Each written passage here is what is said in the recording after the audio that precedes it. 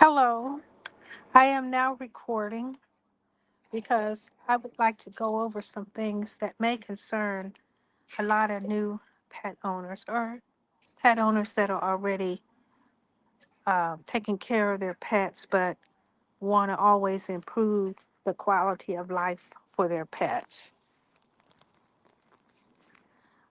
I have owned dogs for several years throughout my life, and feeding them has always been something that was highly interesting to me. I like to find out what is the best food and the most tasteful food that they can have. When I first got my own dog, which was back in college, it was a basset hound named Oscar. My basset hound was someone I wanted to treat like my child. So he actually sat up at the table with me. I taught him how to sit and eat with me and things like that, which some people probably would have considered rather strange. I used to feed him spaghetti and meatballs. Anything I ate, I gave it to him. He did have his own so-called dog food, if you will, but dog food back then was pretty nasty. I didn't even like to, have to buy it. But it wasn't that expensive, and you could buy a bag of food or cans of dog food, and they may or may not eat it. Fortunately, Oscar was not a picky eater, so he would eat whatever I gave him. However, it's really not a good idea to feed dogs human food, human grade food with all the spices in it, the salt that's content that's in it. Maybe if you're a vegan or a vegetarian, that might not work out for a dog. And particularly, you may have to supplement a dog if you have them on a vegan diet for sure. It can be done, but it's very complicated in the sense that you have to know what you're doing. Being a college student at the time and just wanted to have my pet as my best friend, all of that didn't really come to mind for me. I just wanted him to be there with me, eating with me.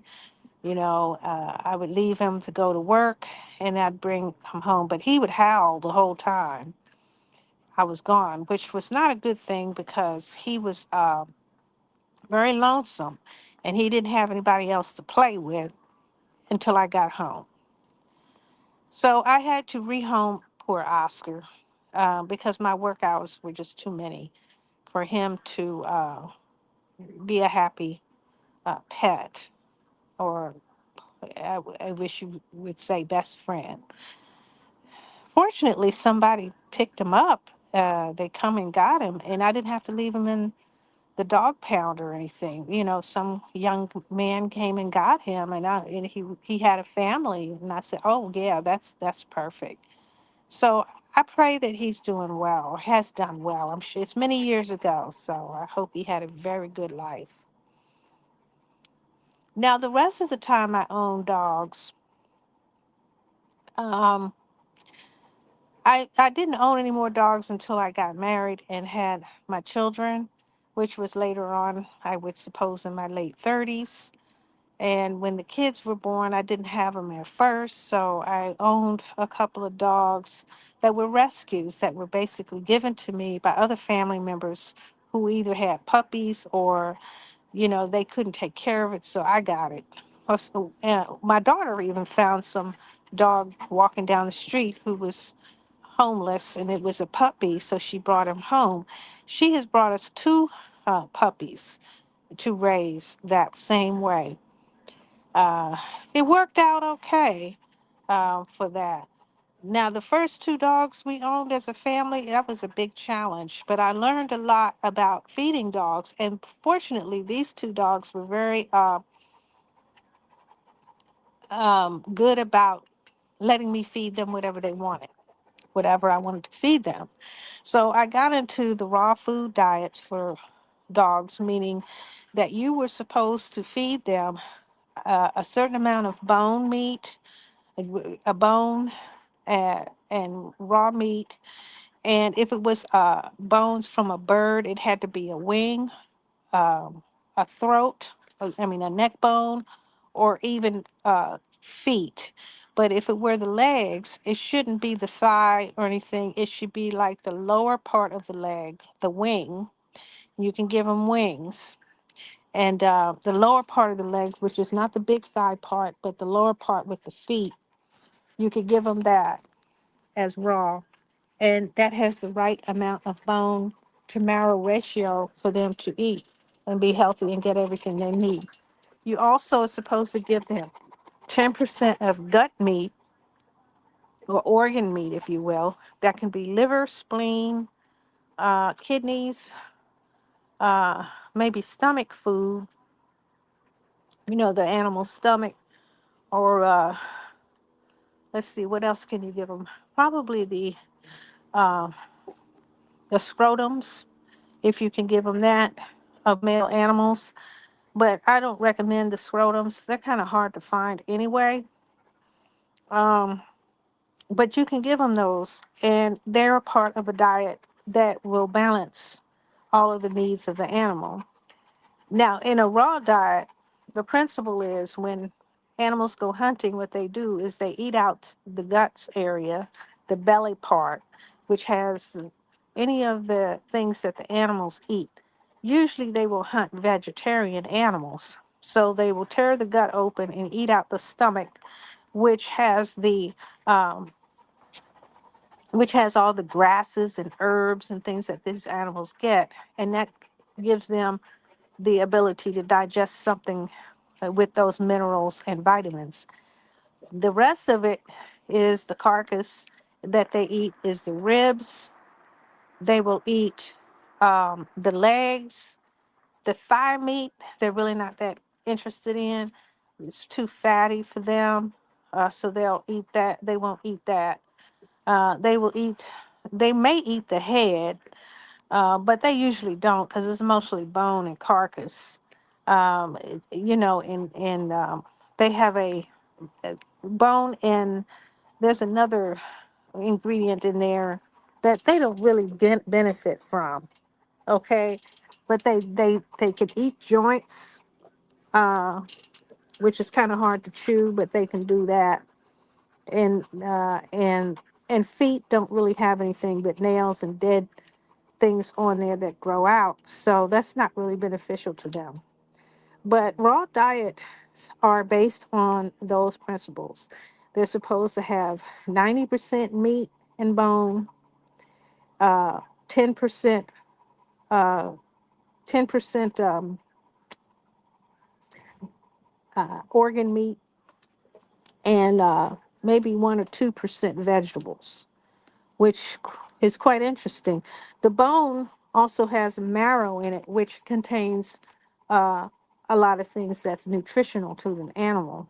So that's why they can get away with just eating that. And it's a simple diet, actually, to feed because all you have to do is put down a bone and you don't have to mix up a whole meal for them or anything like that. And you can feed part of it in the morning and part of it at night. Now, my dogs did well on that for a long time until um, until time came to take them off of it because we couldn't afford it anymore or whatever. And then they don't want to eat dry food or other food because that's not what they want to eat anymore, which is kind of understandable. It's like going from caviar to popcorn. I mean, to them, it's like, oh, wow, what a letdown. But at any rate, you can do that. People are very dedicated to it, but there's some drawbacks to it. The first drawback is the expense. To feed raw, you have to have money to buy the meat. And since the meat is supposed to be 3% of the weight of the animal, so if I have a 100-pound animal, I need 3 pounds of meat a day. Now, that 3 pounds is to include the 10% of the organ meat, so that's like 0.3 pounds.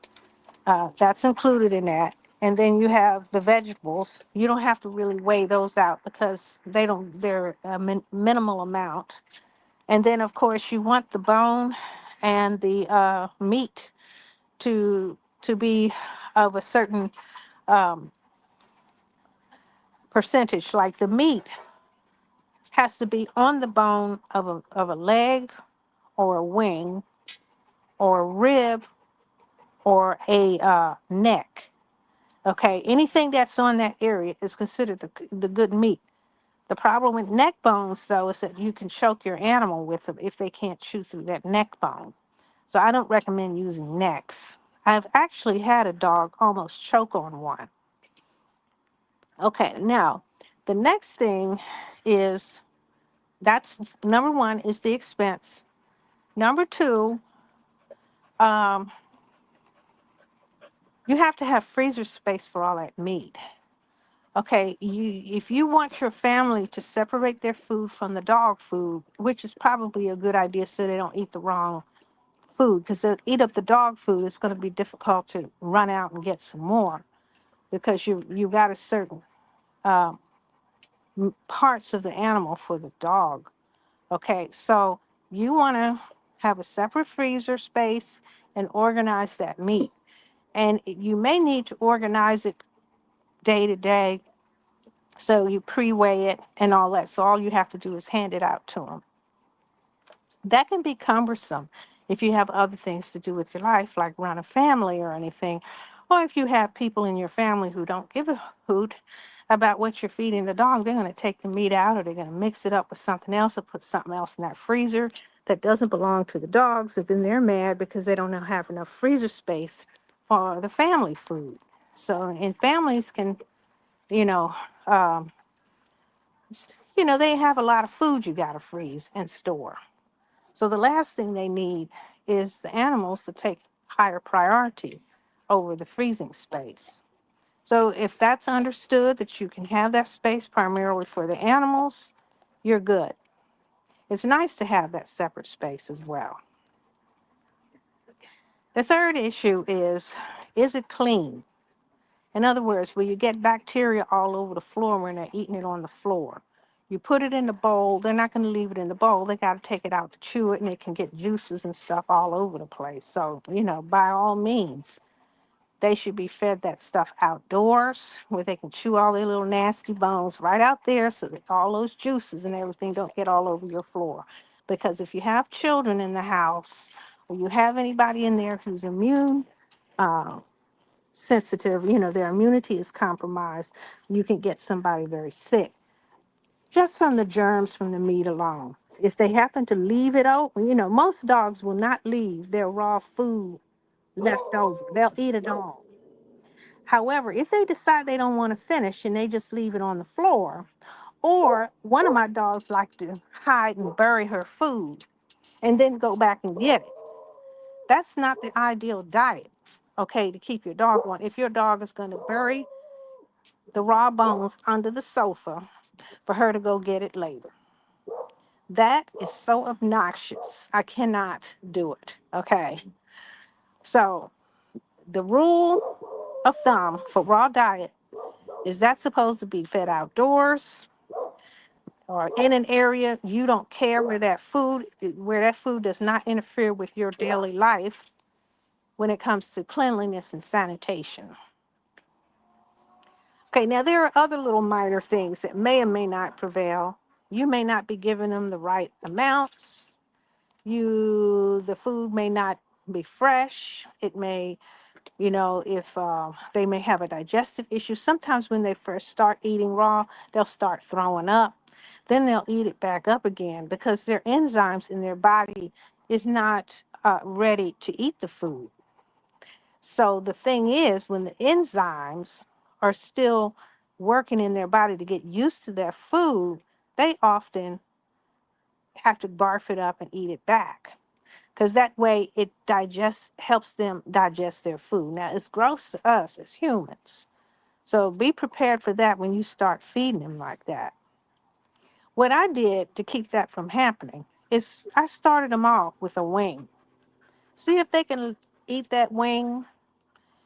See if it doesn't get barfed back up. If they're not barfing it back up, then I give them another wing. And then, they're still on their regular food, like a dry dog food or something. But if they can digest that and they start digesting, you can start replacing their dog food with raw. Now, some people believe you got to do it cold turkey and get them off of regular that food altogether, dog food altogether, and just give it to them straight. But I prefer to wait to see how the dog reacts to it. If I can't handle the way they're digesting it, if they're not adapting to it fast enough, which should be less than a week, okay? If they can't stop barfing it up in less than a week, then they're going back to regular dog food, okay? I can't, we can't have all that going on. They usually adapt to it really well. The another thing is that if the dog doesn't like it, you can try not letting them have anything else until they eat it. But that's like feeding your child Brussels sprouts or broccoli and they can't stand broccoli. You're going to starve them until they eat that broccoli. I really don't care to do it like that. I care to, whether it's good for them or not. If they're not going to eat it, I'm not going to make them do it. I'll just wait until they can adjust or develop a taste for it, or they don't have to have it. So those are the few things about a raw diet that, you know, is something I've experienced. Right now, with the dogs that I have now, I don't feed them raw diet. I need to keep it simple, stupid, so to speak. Keep my feeding simple and stupid. However, I want my dog food to be very good quality. So, where's the good quality dog food? Well, first of all, you look for the ingredients. You look for how it's prepared. The cheap dog foods that you find in the dog store, most people will feed cheap dog food, especially if they have families and everything. They're not going to spend their last dollar on the dog food. They may be eating caviar themselves and be driving fancy cars and everything, but the last thing they're going to do is spend a lot of money on dog food, which is, I get it. Okay. Because dogs do have a gut that can digest just about anything. They can run around and eat garbage you know, in the neighborhood if necessary. So I don't recommend it, but they're capable of that. A human couldn't get away with it. Okay. So on that note, if they're getting a dog food that's prepared and USDA qualified, it's not killing them to eat the cheap stuff. However, with the cheap dog food, you're going to have worse bowel movements, probably more of them. They're going to smell bad. They're going to shed a lot, and their breath will stink. Now, if you want to have all that to put up with, that's fine. If you keep your dog indoors and as long as you can put up with those smells, no big deal. Feed them the cheapest thing you can find. They probably won't live any longer or shorter with or without a cheap dog food. Okay. However, if you want your dog to not have large, nasty poo-poos, if you don't want them having bad breath, their hair falling out all over the place, you might want to invest in a good quality food where they process the food with fresh animal, humanely prepared animal meat. It doesn't have to be the most expensive one out there, but it should be a good quality. I was using one dog food that's pretty common, um, and it was all right, but I really wanted one of the highest quality I could get because my dogs were getting very picky about their food, and I kind of wondered if it was really worth spending money on the most expensive foods. But there's some good brands out there, and it's up to the owner to decide what's the best. There's a food called I'm trying to think of the name of it. Um, let's see. I'm gonna look it up. I think it's I bought I bought three of them. I bought uh let's see. I bought a trying to look it up.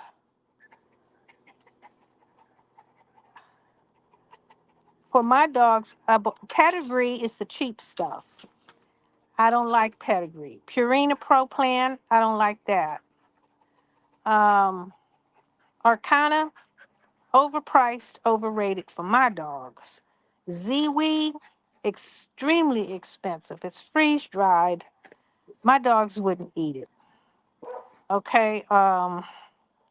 There's another one. Um, let's see. I had what other dog? My orders were. I also bought order history. I bought order history. I'm trying to think. Order history. Come on, open up. I'm trying to look up order history, you guys. Okay, Instinct. That's a dog food where they dip it in raw dog food juice, raw bone juice or whatever. I ordered Wellness, with which is pretty good. It's a Wellness Core. That's not bad. I ordered that 2 or 3 times because it's kind of expensive, but it's not it's not so expensive that it breaks the bank. You know what I mean? Now I'm trying this other dog food called Carnivore, which is supposed to be a gently freeze dried dog food with just meat and vegetables and herbs, but no fillers, no no meat meal or anything like that. I think that's going to work out, and I'll see how it works. The reason why now they say not to change the dog food too often because the dog's stomach gets too upset, and then he won't like it and everything. And yes, it's true. You do need to gradually transition them, particularly if it's made differently than the dog food you had before. So, I would say for a 100-pound dog, you spend $100 a month. That's reasonable. But anything over that, I think, is pushing it. I mean, you're not guaranteed the quality they tell you. You may or may not see the results. Now, if you're only paying $25 or $30 a month for a 100-pound dog, you're going to end up with the problems I named earlier with the bad breath, and, the coat may not smell good. They may have oil gland excretions that smell real bad. Um, their hair falls out. You don't want shedding all over your house. And they're outside, if they're kept outside, then you don't notice the shedding, but you will notice they're dull. Their coats are dull, and that's not good for them. That shows their health, right? When their coat is really dull. Now you can have dogs with really, really shiny coats with uh, with cheap dog food too, because they put a lot of oils in it that add to the coat. But just because they have a shiny coat doesn't mean everything else is healthy in the dog. So keep an eye on that. There are channels out there that tell you all about how to feed a dog raw if you make it homemade.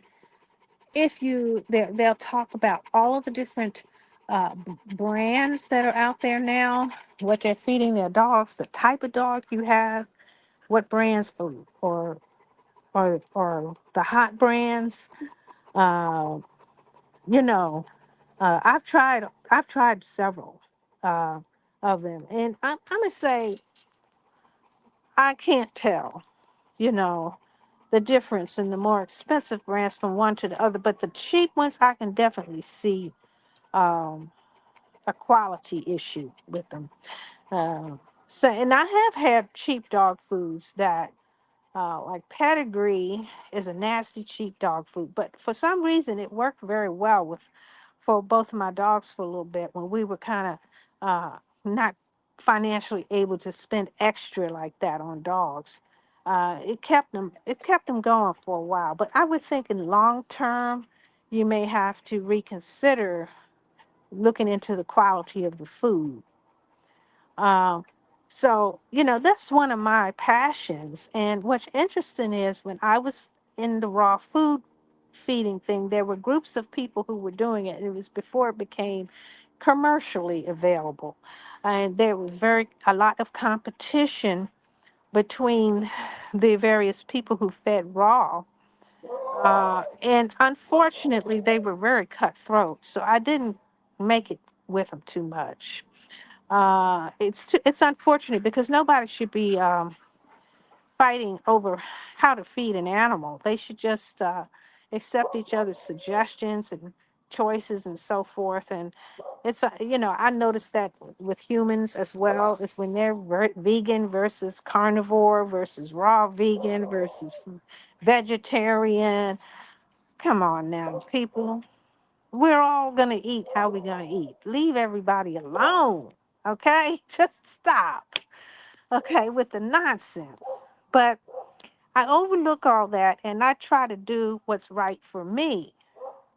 And I will go over my feeding journey as well. But for right now, I want to share with you how I feel about the dog feeding.